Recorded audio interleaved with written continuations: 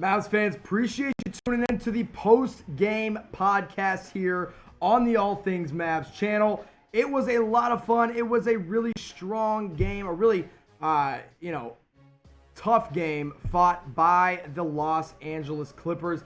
They really just had a great showing, and they beat the Mavs up all around, all game long. Listen, first quarter, Mavs started out strong, and then it just went downhill from there. So what I want you to do is give me your one-word reaction to Game 3. I'm going to give you mine. My one-word reaction is disappointed.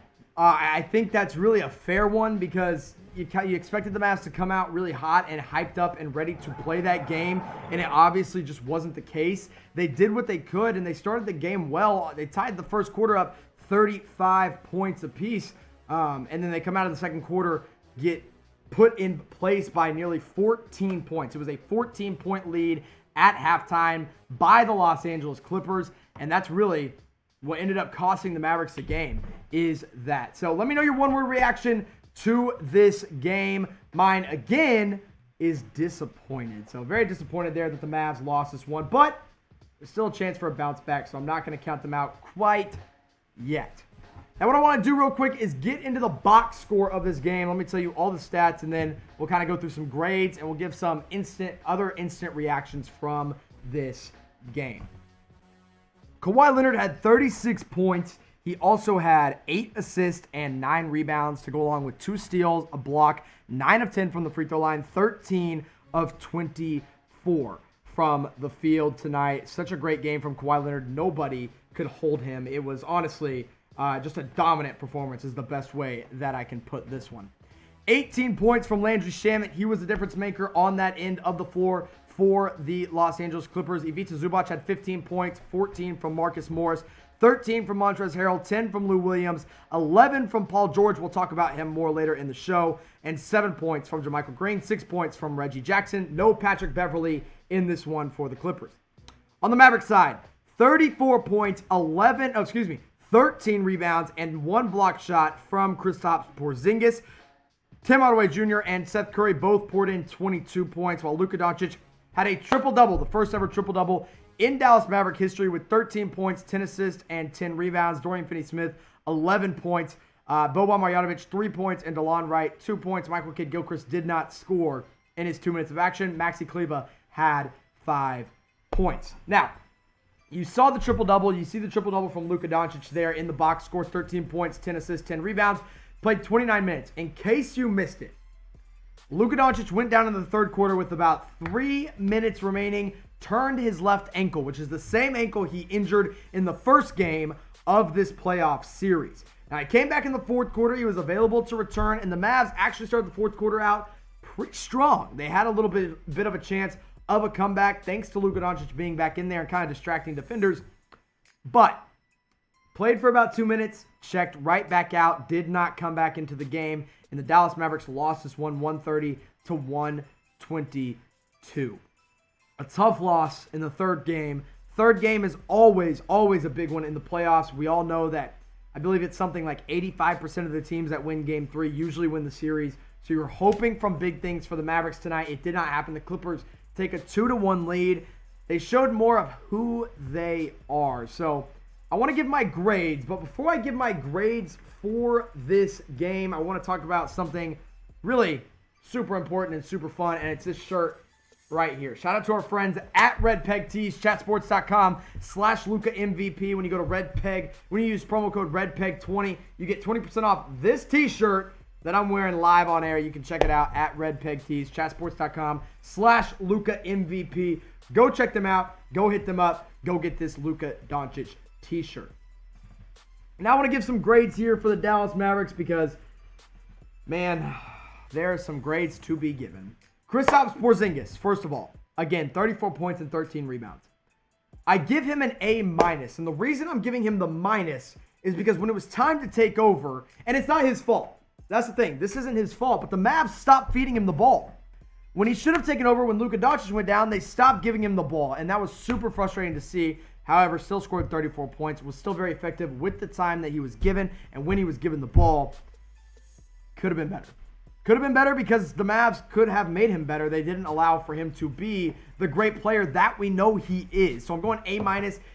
He was amazing, but the Mavs needed him more, and they should have given him more time. Tim Hardaway Jr., let's talk about THJ.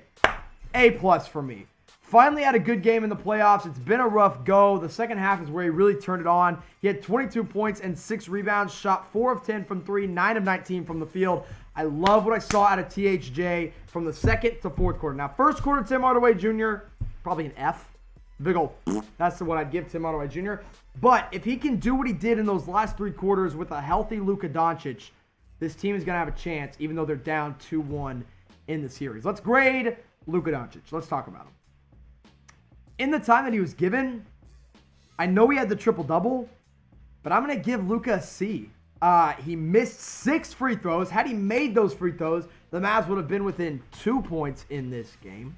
He was 1 of 6 from 3, 4 of 14 from the field. Only 2 turnovers, which is a good sign compared to his 2 assists, so a 10-2 ratio there, 5-1. Very, very good there for Luka Doncic turnover-wise.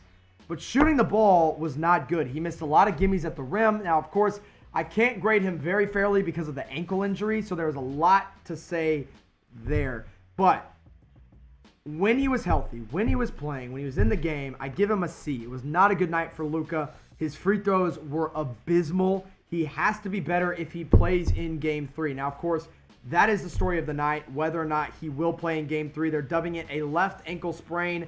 As I check my phone and check Twitter and see if we have any updates, Rick Carlisle says, unsure of the exact severity of Luka's left ankle. Will know more tomorrow. He did come back and try it. Obviously wasn't moving great. So we'll see where he is tomorrow and then Sunday morning. The Mavs play at 2:30 on Sunday afternoon. Luka also hit his knee. Not in Game 3. Game 4 tonight was Game 3 here tonight. Porzingis did score those 34 points on 18 shots. He also had 13 rebounds. Could have been better. But the Mavs just didn't give him the ball as much as I would have liked to see. So, listen, the story of the game, whether or not Luke is going to play in Game 4. If he can't play in Game 4, it's hard to see the Mavs winning this game, winning that game, and let alone winning the series. Because if the Mavs go down 3-1, you can basically chalk it up to the Los Angeles Clippers. However, I'm going to remain hopeful. I'm going to remain hopeful that the Mavs can pull it out, whether or not Luka plays. I just don't know if it's going to happen. So, got to see the Mavs win Game 4. It is a must-win game. Now, before I get into the grades of the offense and the defense, because I want to grade them more as a whole, one more time, Red Peg Tees, chatsports.com/LukaMVP. Thanks to them for not only sponsoring this show, but sponsoring our live stream, which gained over 4,000 views at one point. Mavs fans, you guys are awesome. Thanks for continuing to watch with me. Thanks for continuing to watch with Red Peg Tees, chatsports.com/LukaMVP. That's where you can find the shirt that I'm wearing right here, right now. All right, let's grade the offense. 122 points. Great. Still gets a B+ for me because you don't make your free throws. You missed 7 free throws, most of those coming from Luka. You couldn't make a lot of threes in the first half. You went 17 of 43, but you only made 4 threes. 5 3-pointers in the first half. That is not good. Not good at all. And Maxi Kleber, 5 points on 0 of 4 shooting, 1 of 5 from the field. Not going to get it done, Maxi. Got to be better than that. Dorian Finney-Smith didn't have a good game either from 3, 1 of 5. So, I don't know, a C+, I guess, for offense. I mean, Seth Curry was on, Tim Hardaway Jr. was on, KP was on. Other than that, rest of the team. Trey Burke was good again tonight. I will say that, but he only played 16 minutes. Should have played a little bit more in this game, in my opinion. Defense. Let's talk about defense. You let the Clippers hang 130 on you. Kawhi Leonard dominates you all game long. You don't start... The problem was the second half offense was amazing. Fourth quarter, third quarter, you did great on offense. Second half defense was abysmal. So you get a C+ from me on the defensive end. I know you still score 122. You hold them. They score 130. C+ on both the offense and defensive side of the ball. Mavs needed to be better in this one. They just were not, and it was hard to watch. Hard to watch on both sides of the ball. I hope they can come back and have a good game in Game 4.